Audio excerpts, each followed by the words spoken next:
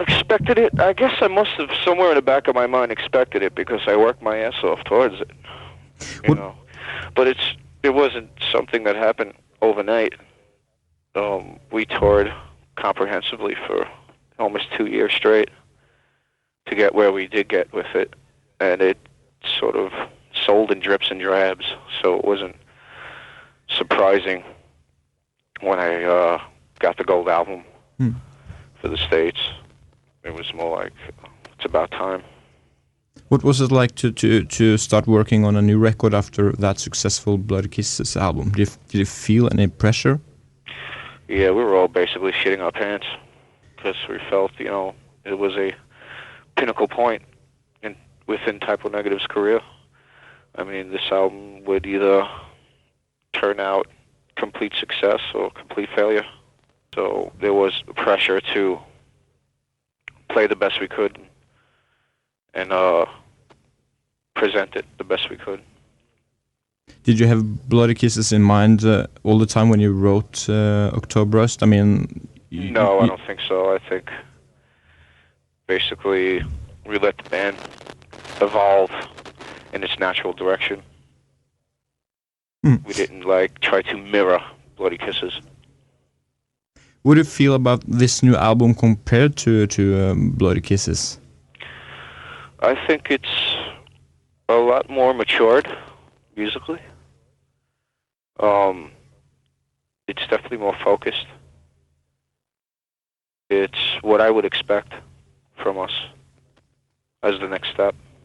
I read you weren't quite happy with Bloody Kisses because you had a couple of hardcore songs on it that you didn't feel fit on the record. Is that right? That's basically Peter's opinion. I didn't mind the hardcore stuff on the album. I think it kind of added a off-the-wall diversity to it. But I see what he means about continuity. Peter very much likes to focus on continuity. Whatever's on the left side of the stage has to be on the right side of the stage. And I guess the hardcore songs on Bloody Kisses sort of stuck out like a sore thumb for him. I like both versions. I like the original version and the digipack. Why did it take so long, as 3 years, to make the new album? Well, most of it was touring for Bloody Kisses. We had taken a while to kickstart to even go out on tour for Bloody Kisses. I mean, it was already out 6 months before we even started touring. And then we just kept getting these offers, like from Nine Inch Nails and then Motley Crue and then Danzig and then Pantera, Queensryche, and it went on. And the album was still basically selling. So there was no reason to put our heads between our legs and go back and make an album yet because the sales were still going up. So we ended up supporting it out there for like 18, 19 months. And when the sales finally tapered down a bit, we decided to go back and make the new album. So most of it was touring. All right. But creating the new album took a lot of time in itself. I mean, altogether, it was about 8 months before the album was finished. But you did write a lot while you were touring? The basic roots to the songs and the initial ideas were formulated in the back lounge. Peter has this little Casio keyboard, and he'd just sit around and hit chords. We'd all hang out, and sometimes we'd work stuff out at soundcheck on stage. You have changed a lot from your first record. Do you think you have found the right style now, or may you go just another direction on your next album again? I think we're progressing toward what we envision as Typo Negative's style. But I'm sure, between the time we had done Slow, Deep, and Hard and then done Bloody Kisses, we were different people. And I'm sure between Octoberust and the next album, we'll be different people once again. So there will be differences in the music. It will always change and evolve. Okay. Could you go to a direction that would mean that you wouldn't sell as many records as you do today?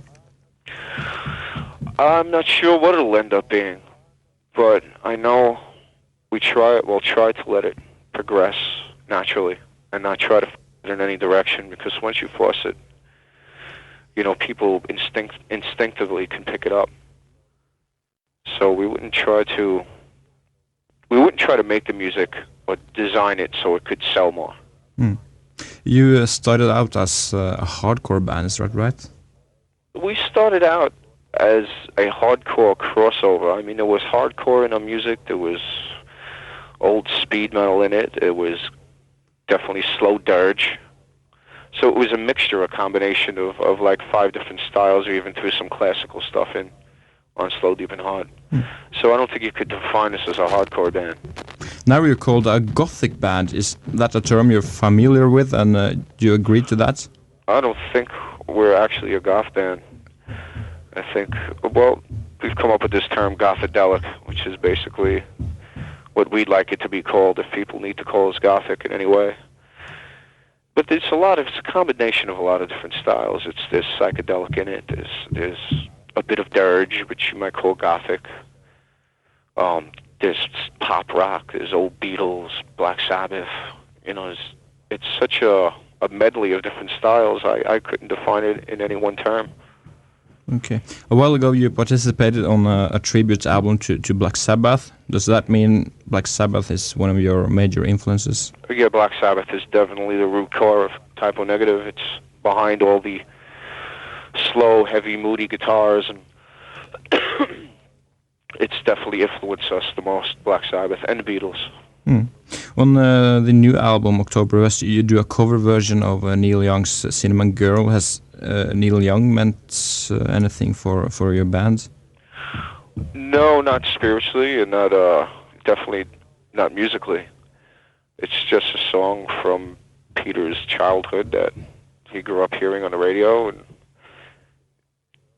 somehow liked it. And I guess it was basically just a little grasp back into his childhood. So we screwed around with the song live when we were touring for Bloody Kisses, and it seemed to work. It seemed to go over well, so it ended up making it to October Rust. Is there any particular reason why you called the album October Rust? Yeah, October Rust is basically the colors of autumn. And to me, if you were to visualize the music, that's how it would look. Okay. Peter Steele does most of the songwriting, yes, as I understand. How much do you contribute in the songwriting as a guitar player? It's mostly experimental, just sitting around, trying different melodies, different guitar tones, and whatever works, works. And the album is basically, a lot of it is experimental and layering sounds on top of sounds. So indirectly, I contribute a certain percentage. Has your new drummer Johnny Kelly brought anything new into the band's music? I think he's sort of, his personality is more, I would say, complacent and positive, which is definitely a large contrast from the rest of us. So he sort of holds on to hope in a otherwise pretty dark environment, so he kind of keeps us from going insane in a way. Will we see you here in Norway after you released the new album? Yes, we're definitely going to tour Norway. Definitely Oslo. I don't know how comprehensively we'll do Norway, but we're going to concentrate on Europe in general a lot more than we did with Bloody Kisses. How did you pick the single from the album? Did you just listen to all the songs and you found this one to be a potential hit, or how did you pick it?